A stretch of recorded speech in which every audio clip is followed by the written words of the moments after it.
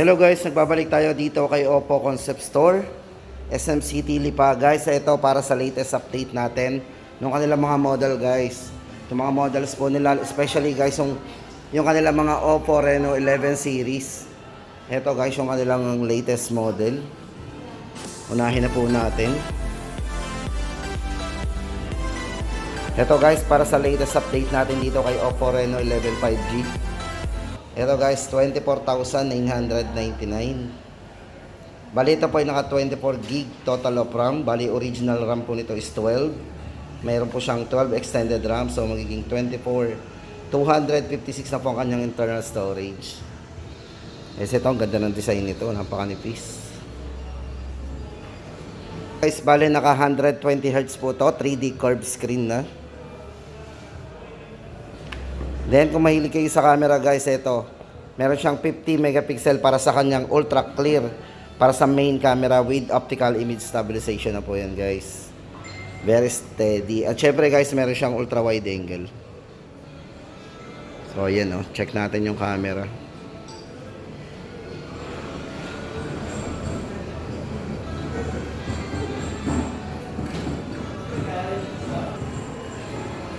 Then sa charging guys, ito ay naka 67 Superbook charge na din with 5,000 mAh large battery.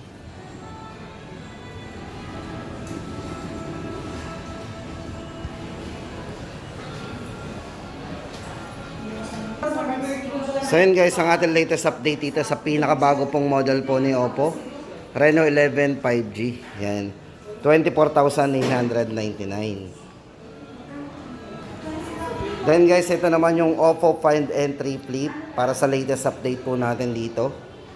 So yun guys, sa mga naghahanap ng flip phone, ito po yung kay Oppo. Ito po yung Flex into Freedom nila. Guys, para sa latest price update natin dito, ito po ay 64,999. Bali ito ay merong 12 GB RAM, 256 GB internal storage. Ito guys, para sa camera, meron na rin po itong 50 megapixel para sa kanyang main camera at meron siyang 48 MP din. So, triple camera to. Yan.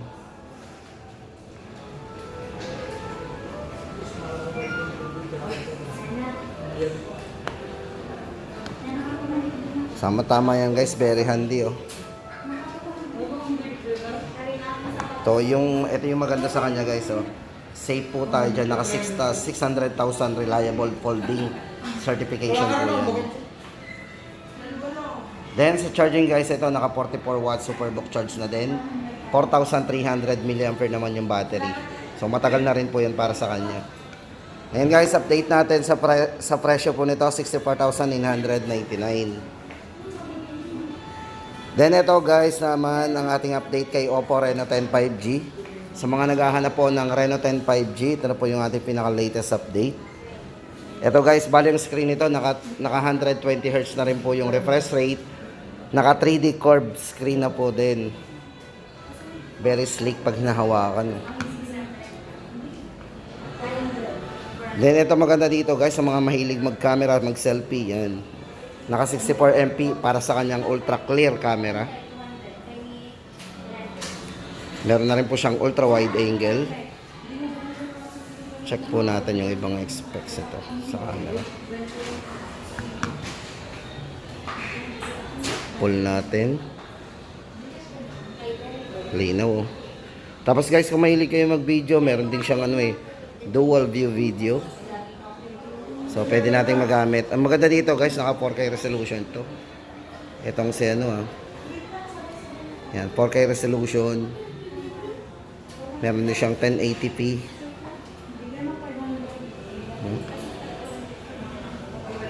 Linaw oh. So yun guys, update natin dito kay Oppo Reno 10 5G, 23,999. Then guys, lipat tayo sa mga iba pang 10 series. Ito naman guys for Oppo Reno 10 Pro Plus 5G.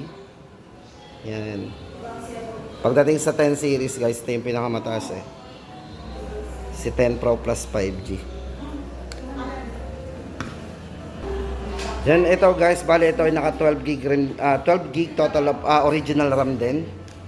Tapos naka 256 gig internal storage din. Maganda dito, then bilis ito mag-charge kasi ito naka 100 watts superbook charge na din. Then naka 4K ultra clear para sa kanyang video. So yun guys, check uli natin ang camera. So naka 4K resolution po yan.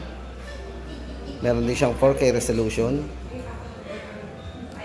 per video. 4K. Grabe oh. Napaka-smooth ng kanyang video recording. Yan guys, para sa latest update natin dito, 39,999. Bali ito guys, ito more on camera talaga. Itong si Reno 10 Pro Plus 5G. 64MP para sa kanyang telephoto portrait camera with optical image stabilization.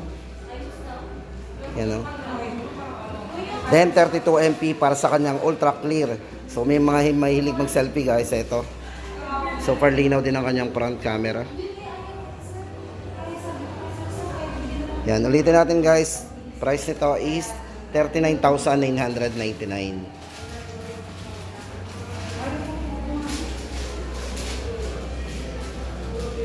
Then ito naman ang update natin for Oppo Reno 10 Pro 5G.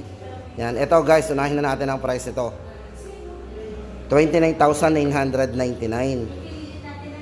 Yan.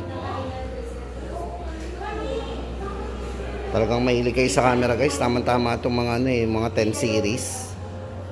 Yan. Ito kasi guys, meron tong 50 megapixel para sa kanyang ultra clear main camera. So ganun din. Naka ultra wide din yan.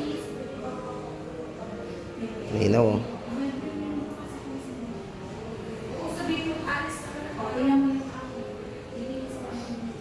Sa video. So may dual view video din. Lahat ng 10 series meron. Pwede nating magamit yan pag magbablog tayo. Yan, like yung ginagawa natin. O, diba? So yun guys, para sa latest update natin dito, 29,999. Oppo Reno 10 Pro 5G. Then guys, ito naman ang update natin for Oppo Reno 8 5G. Sa mga naghahanap po ng Reno 8 5G guys, ito na yung ating latest update dito. Ito para sa price guys, ito ay 27,999. Bali ito guys, pagdating sa camera, meron tong dual Sony flagship sensor. So ginamitan siya ng flagship sensor. So pagdating din sa camera, meron din siyang ultra wide. Naka ultra wide din to. So yan, meron dang AI yan. So yan, AI scene enhancement.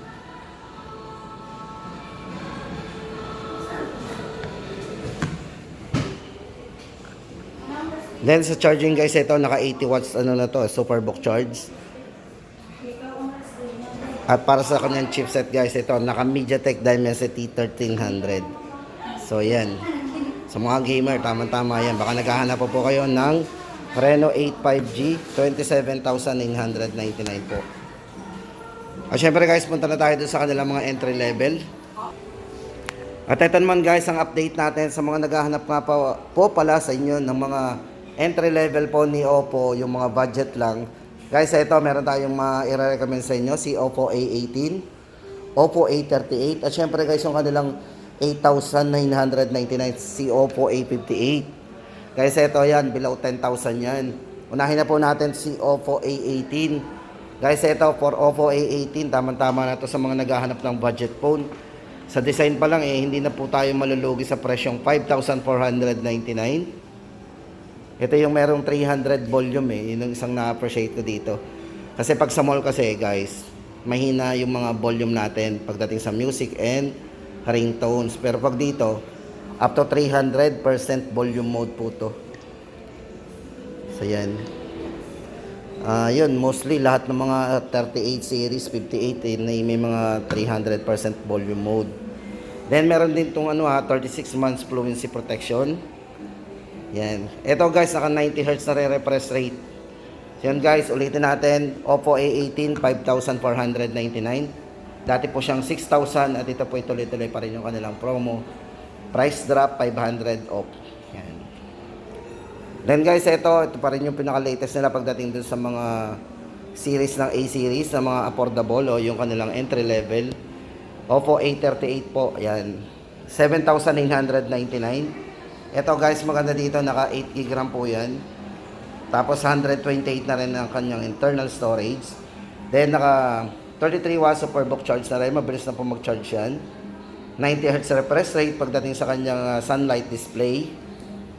Yan. Napakaliwanag po kaya sunlight display. Tapos naka 50 megapixel na rin po para sa kanyang artificial intelligence camera. O, diba? Check na natin yung more. Okay. Ito guys, para sa latest update natin, Oppo A38. 7,999. Then guys, lipat tayo dito kay Oppo A58. Ito guys, maganda dito kay Oppo A58 yung design niya. Parang ganda niyang hawakan. Pag sa personal guys, nahawakan niyo to, ang ganda niyang hawakan. Kasi parang naka-curve yung likod nito eh. Mas makinis. Ito guys, para sa price natin dito, ito ay 8,999. Bali naka 12 gig total of RAM po yan, 6 plus 6, then 128 na po ang internal storage. So maganda dito guys yung display nito, napakaliwanag. Kasi ito yung naka full high definition plus na sunlight display. Then naka 33 watts superbook charge na din. At 50 megapixel naman para sa kanyang artificial intelligence camera.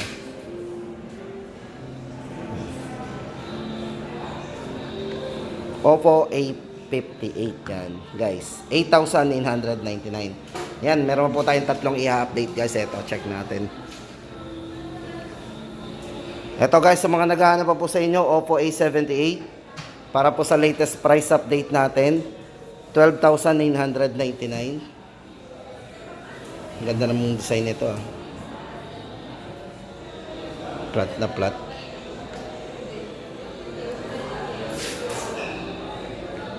Pakaliwanag ng screen. Napaka-vivid ng screen po nito, si Oppo A78. Guys, ito para sa charging, ito ay naka 67 watts.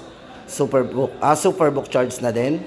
5,000 mAh large battery. At syempre guys, total of RAM po nito, naka 16 gig total of RAM. 256 na po internal storage. Hindi na tayo mabibitin sa internal storage niya. Naka-AMOLED display, yung nga po guys, kasi nga po napaka-vivid ng display nito kasi naka-AMOLED display na to. 12,999. Then guys, ito for Oppo A77s. So baka naghahanap pa po kayo ng model na Oppo A77s. Yan. Ito po yung naka-leather feel design. Oh, naka-leather yung likod.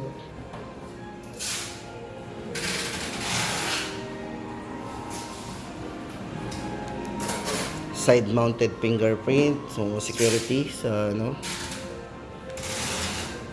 Then ito guys, para sa price nito 12,999. Bali ito guys, merong extended na additional 5 RAM, original po ay 8, so magiging 13 ang RAM po nito. At yan guys, ang internal storage niya is 128 internal storage. Yan guys, meron siyang 50 megapixel para sa kanyang AI dual camera, 33 watts superbook charge na din. At yun nga po guys, naka fiberglass leather design po yung likod. So maganda dito yung likod niya.